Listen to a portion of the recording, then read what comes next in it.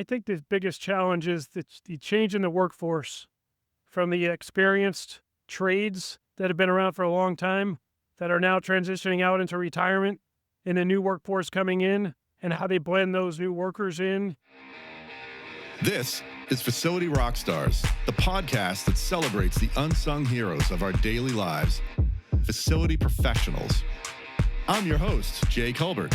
Join me as we honor these great leaders, sharing stories, insights, and expertise that empower us all to learn and grow together. Facility Rockstars is sponsored by Coludus, operating the way you operate in order to make your life easier. Welcome back to Facility Rockstars, the show where we celebrate the unsung heroes of our everyday lives, facility professionals. Today, we're excited to bring you something really special. Last week, we hosted a Facility Rockstars event at the beautiful and scenic Avalon Bay North Station Sky Lounge, 35 floors above the TD Garden, right here in Boston. An amazing group of professionals from across the facilities industry gathered together, many of whom you'll recognize as past guests on this show. The conversations, the insights, and the energy in the room were too good to keep to ourselves, so we're bringing them directly to you in a special two-part episode series. In this first installment, you'll hear real stories, practical takeaways, and forward-looking perspectives from the people who are shaping the future of facilities every day. Let's jump in. What's your name? My name's Michael Burnaby. Awesome. Welcome, Michael. What have you learned or experienced from being a member of Facility Rockstars? What I've learned and experienced is just a lot of my sort of knowledge just translates to a lot of other people. And I just got a lot of good feedback from people that watched the episode and just saying they could really relate to what I was saying and just really appreciated the insight. So It's just kind of cool just to realize just people have different roles, but a lot of just the same things just sort of, go together and everyone can take parts of everything. Yeah, awesome. What's a new challenges or innovations that have you seen emerge into facilities management, and do you think that it'll define the next few years? Yeah, and that's an easy one. It's definitely AI because AI is everywhere. Yeah. And just right now, like I use it on a daily basis, just from just analyzing different proposals to see which one's better, just to help me optimize emails. But like as far as facilities management goes, it's just like with BMS systems, like electrical meters, just everything's like the Internet of Things now, and you can pull that data, upload it into like AI, and then it can analyze it for you and just take a lot of legwork out of it. So Yeah. I know a lot of that's at the beginning stages, but I like the vision I have over the next like 3 to 5 years. I just think that's going to go more mainstream. Yeah. The cost is going to come down, and it's just really going to make people's a lot more efficient with what they do on a daily basis and give a lot of time back. Yeah, for sure. For sure. What would you like to see next regarding the Facility Rockstars community? I would just more events like this. I think this is just great of just getting together with like-minded folks and just talking about things and networking. And Yeah. just, even if it was quarterly or semi-annually, it would just be, great to connect with people. I just think it's awesome to get people's feedback and just pick their brains. Yeah, awesome. Well, thank you so much for joining us. Yeah, absolutely. Thanks for having me. Of course. Well, welcome to the Facility Rockstars podcast. What's your name? My name's Harvey Handy. I work for JLO. Awesome. And what have you learned or experienced from being a member of Facility Rockstars? What have I learned? That we all do the same thing. We're all doing the same jobs. We're running into the same problems. The Facility Rockstars group is a great place to get like-minded people together. Yeah. And share experiences. Yeah. So we don't have to reinvent the wheel. Exactly. What new challenges or innovations have you seen emerge in facilities management that you think will define the next few years? This is going to sound cliche in today's world, but AI is hitting the market with a ton of bricks. Yeah. I mean, it's encouraged in every aspect of the building. So AI definitely. Yeah, for sure. What would you like to see next regarding the Facility Rockstars community? Startup companies. Oh. I'd like to see them do some stuff with some startup groups. Yeah. Who's out there, who's trying to come into the market, who's just in the market, who wants to be in the market. Yeah. I'd like to see something about that. Okay. Awesome. Well, thank you so Awesome. much for joining us. Absolutely. Thank you. Of course. Okay. Well, first of all, welcome to the Facility Rockstars podcast. Glad to be here. What's your name? My name's Dave Waters. Awesome. And can you share a bit about how you got started in facilities and what inspired you to stay in the field? Yeah, so I got started in facilities because I worked for Coludis as a project manager in our Connecticut office. Also, And as part of that role, I started interacting with people at facilities where we do business. And I had to learn about what's going on with them and what's important to them and how we can fit into that puzzle and make their life a little easier. awesome. Yeah. What's one project or challenge you faced recently that really captures what it means to work with a team? So that's an interesting question, but it's actually a project for your next guest. At his facility, we were doing a large amount of floor space, and the first space that we were working in requires a ton of coordination from the client's end, as well as from my end and our operations crew's end doing the install. As we were doing the install, there was an issue with the floor, and we needed to come back and take care of it. But we needed to, as a group, identify where that issue came from Yeah.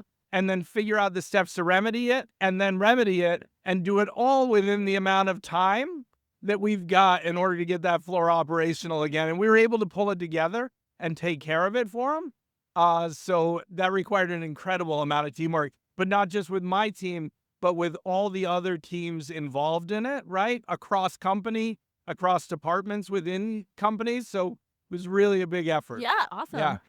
What do you know about the Facility Rockstars community and podcast, and what excites you most about becoming a member?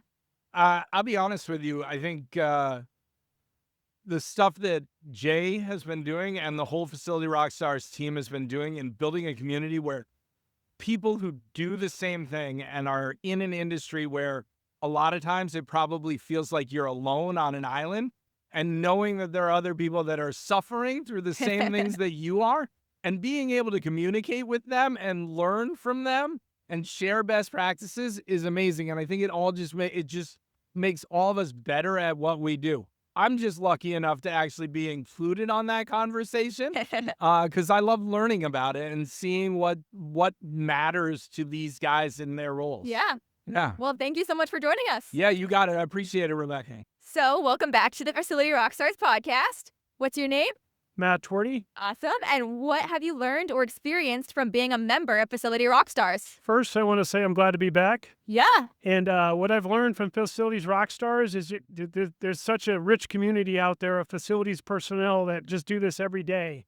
And it's great that Jay and the team are putting everybody together, just like this social event tonight.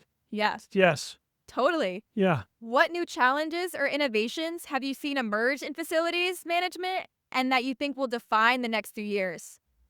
I think the biggest challenge is the change in the workforce from the experienced trades that have been around for a long time that are now transitioning out into retirement and the new workforce coming in and how they blend those new workers in. And also just probably some challenges with their experience and also too with the new generation and how they work and how they do things. So there's definitely I've seen a big change. Yeah, even at our facility, just really within the last 5 or 6 years. Yeah. Yeah, it's just really like just a big change where people left and there's a whole new generation there already. Yeah, Yeah. for sure. Totally. What would you like to see next regarding the Facility Rockstars community? Oh boy. They got to continue what they're doing. Yeah, Jay's doing a great job, and others in the support team around him.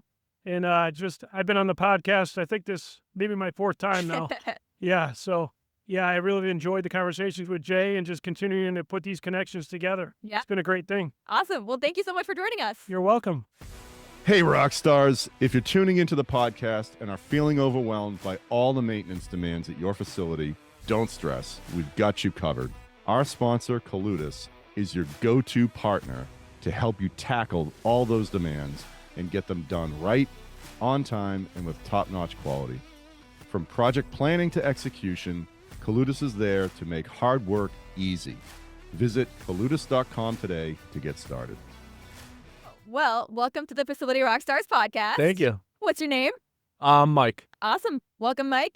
Can you share a bit about how you got started in facilities and what inspired you to stay in the field? Yeah, so for the last, probably 4 years ago, I started a company with a few friends of mine, Epoxy Floor New England. Okay. I worked in tech and I worked for a construction tech company. and we wanted to kind of, I think, revolutionize the construction space and like make it more modern. Yeah. A lot of people are like notepad and pen, Mhm. like not really texting or calling, things like that. Yeah. So we wanted to bring tech into the construction world. So we started a flooring company, and about a year ago, we got acquired by Coludis. Awesome. And over those 4 or 5 years that we've been in that space, we've worked with mostly facilities people, a lot Awesome. of GCs, but a lot of facilities. So that's Awesome. kind of how I got started. Very yeah. cool. What's one project or challenge you faced recently that really captures what it means to work as a team? We've done a lot of work at General Dynamics up in Saco, Maine, as of late, and over there they're building a lot of like missiles, things for the like defense, like their defense contractor. Yeah. They're doing huge projects, so we're facing not a lot of problems, but a lot of like creative like ways to get things done need to happen in order to like accommodate them. Yeah. From like developing the right system to getting things done during weekends or whatever it may be.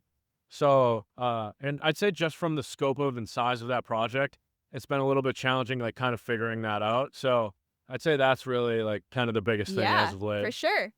What do you know about Facility Rockstars and what excites you about being a member of the community? Well, I know that my good friend Jay runs Facility Yeah.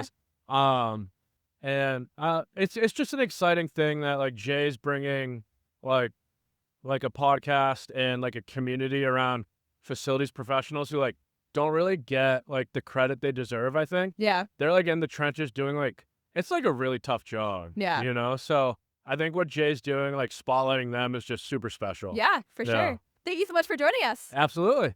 So, welcome to the Facility Rockstars podcast. Thank you, Rebecca. What's your name? My name is John Bausch. Awesome. And can you share a little bit about how you got started in facilities and what inspired you to stay? Well, just to let you know, I'm currently teaching in the engineering program at Massachusetts Maritime Okay. Academy. And I started out as a marine engineer at the oldest maritime academy in the country. That would be New York Maritime. So I'm a sailor and I always want to spend time on the water. But a lot of people that go into marine engineering, they meet that special someone and it usually lasts like 4 or 5 years and then they have to figure out what they're going to do next. So Mass Maritime, we have a lot of engineers that opt out of the shipping program, even though they can, because of the same kinds of things. They don't want to be in a ship 6 months out of the year. Yeah. They have that special someone in their life, or they're having children and that kind of thing, and they want to be around for that. So the facilities area is the next best choice, right? If you're not Yeah. a true sailor, that kind Yes. of thing. Yeah. Very cool. What's one project or challenge you faced recently that really captures what it means to work on a team? Well, I guess recently I will tell you that I am working with Dr. Ashraf Omran at Mass Maritime. We have a brand new operational controls lab funded at about $2 million. And it's nice for Mass Maritime. You know, Mass Maritime is a maritime college. A lot of people come there because they want shipping experience. They get time out on the sea, and ship is a very complicated piece of equipment. Yeah. So unlike the Navy, where people are kind of siloed into specific areas, in the merchant marine, you tend to work with everything. So as an engineer, you work with all systems: hydraulic, pneumatic, electric, power, instrumentation, radar. You work with the whole gamut, right? Yeah. Which for me, as a young engineer, was very, very valuable, right? But again, when they're done, then they typically go into a company or something with. Again, if you look at a hospital or a large manufacturing facility, that is a big system as well. And so the facilities program, we have this brand new operational controls lab. So we have about $2 million worth of Festo equipment and no lab manuals to go with it. So I'm working with the team there and a bunch of the cadets to try and pull together laboratories so the cadets get hands-on experience in the lab. Very cool. Okay. And then what do you know about Facility Rockstars and what excites you about becoming a member? Well, I was invited by Jay Colbert, I believe, very nice. And so I did look at your website. I think what you're doing is very valuable because I don't think in America, especially, people have a deep understanding of the complexity of these large systems, like, again, a hospital or a manufacturing plant or a ship for that matter, right? So I like the fact that you're focusing on this very important area for America right Yeah. now. And ironically, the reason I'm at Mass Maritime now, I was teaching at WPI for many years. Okay. I live in Worcester. And WPI has always been focused on a small engineering school, but they're not as tightly focused, I think, as they might be in your area, right? So we were actually starting a manufacturing program there, and we were trying to bring manufacturing back into the United States of America, right? And we need more of that. So I like the fact that Mass Maritime, again, we focus on transportation, energy systems, the kinds of things that we really need, right, to be, a manufacturing country once again. Yeah. Yeah. Awesome. Well, thank you so much for joining us. You're welcome, Rebecca. I appreciate it. All right. Wayne Sigmund. Yeah, so about 2 years ago, I retired active duty Special Operations Forces out of the Navy after 23 years. And through a networking event, I met your number 2 here out of Coludis at one of those events and ended up becoming his leadership coach. So I've been with him for a couple of years now, and it's been great. Yeah.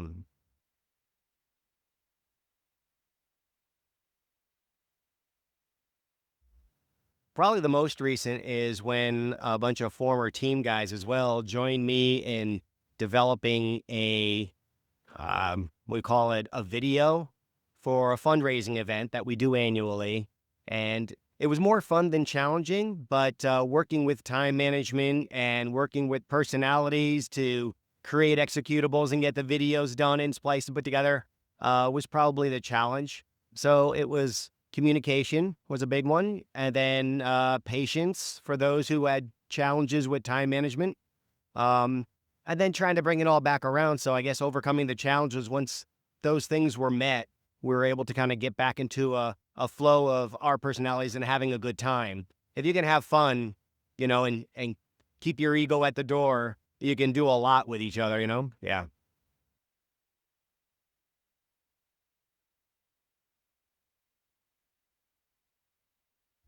Well, I know a bit about from what Jay has shared with me, and it seems like a very impressive podcast program, a community where everybody can come together, with the same mission and job at hand, where maybe that didn't necessarily exist before. So the initiative was, mind-boggling in a way, like how is this going to get executed?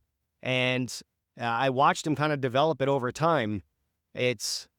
It seems like people have a place to share, right? The challenges, and then become awakened to ideas that maybe they didn't even know existed. So it sounds like an incredible forum and opportunity for development. Thank you so much. My name is Carrie Batafarana. That there's a platform for other facilities professionals like me. I never thought I would be tuning into a facilities podcast, and there's so much to hear and learn from other professionals in the industry that I didn't think that I would find. So it's been interesting.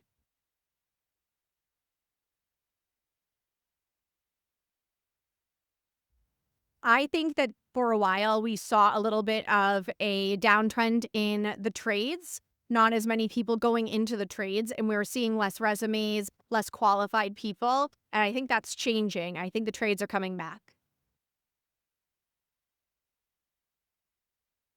I'd love to see more people get into it. I saw a friend of mine that I had recommended for the podcast do it. He is a facilities manager for a school, and he thought, oh, I'm not sure if I have too much to share. I watched his episode. It was wonderful. And I think a lot more people could get involved. You think you don't have a lot to share, but there are so many of us out there that would listen to it. Thanks for tuning in to this special edition of Facility Rockstars, recorded live at our Facility Rockstars event hosted at the Avalon Bay North Station Sky Lounge. We were joined by an outstanding group of professionals from the facilities industry, including many familiar voices who've been on the show before, and there was simply too much good conversation to fit into one episode. Make sure to follow or subscribe so you don't miss part 2, where we'll continue sharing the best insights and standout moments from the event. And until then, keep leading, keep building, and keep being the rock stars that you all are. It's a wrap. Another episode of Facility Rockstars is in the books. Facility Rockstars is sponsored by Colutus, operating the way you operate in order to make your life easier. Until next time, facilitate and rock on.